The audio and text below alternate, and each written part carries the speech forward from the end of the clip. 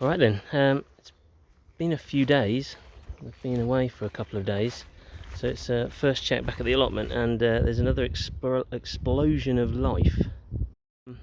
So this area, this bed, always had a problem with thistles, so it is a case of keeping on top of those. But the lettuce and the rocket, well, the rocket has literally rocketed up.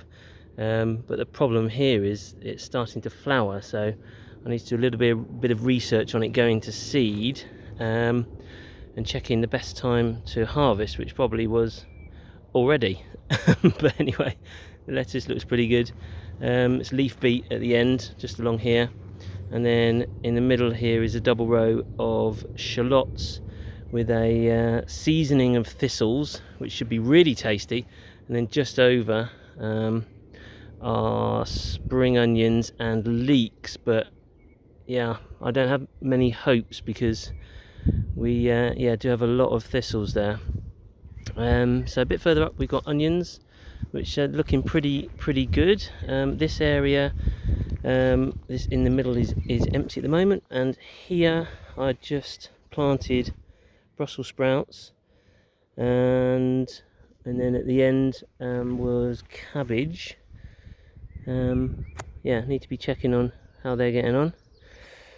And then the sweet corn is doing really well. That's just shot up. I'm so shocked how quickly that grows, with dwarf French beans in between and at the base, so they will climb up the sweet corn. Now I'm really surprised here because we've actually got a cauliflower, and the cauliflowers have really suffered. So I've got a problem with ants, and they tend to farm aphids because of the honeydew that the ants can get from the aphids. So that'll be something to research and improve on next year. The calabrese is definitely past ready to harvest. Actually, just while I've been away, it started to flower, and we want to cut the top before it flowers too much. So I'm going to be harvesting quite a few of those. And then we've got lettuce over the other side. That looks pretty good. Now the cornflower. So over here in this bed, I've sowed intersowed carrots, are the primary vegetable in this row here. Intersowed with radishes to mark the row, but also cornflowers to help add phosphorus, which will make the carrots sweeter. So they have got some absolutely stunning purple flowers on top. They're looking pretty good. I've got the celeriac, is looking a little bit dodgy, but it looks like there's some new growth since I planted the transplants. So I'm going to give them a water, keep an eye on them. Hopefully they're going to be okay. I've also got onions in this bed because they are a good companion for other vegetables, for keeping various pests away. And then this is where that row there and that row there, where I primarily sowed parsnips, but intersowed with radishes again to mark the row. And then we've got a monge here, which are getting a bit heavy, so I need to do something with the netting here.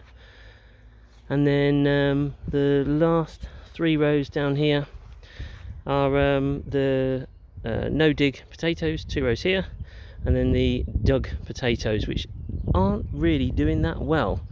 So I'm really happy with the no dig potatoes. They're looking very good. And then the last couple of spaces on the plot,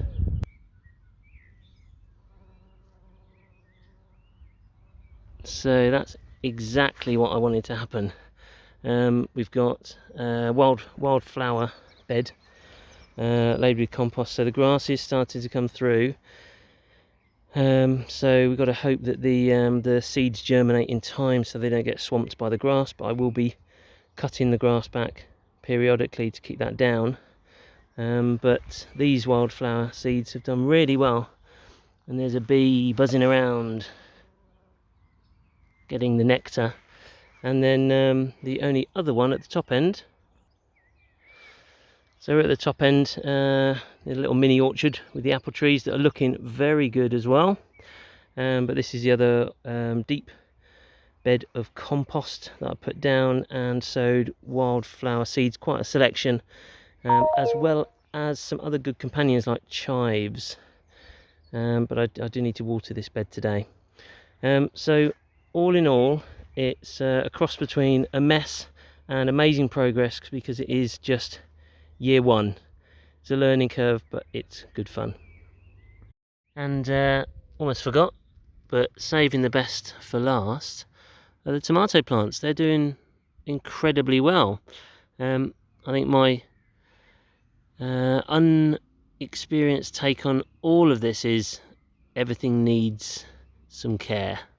So it's going to be a day of work on Saturday, coming and trimming and tending and looking after everything, so that we manage to get some good biodynamic and organic food for this year.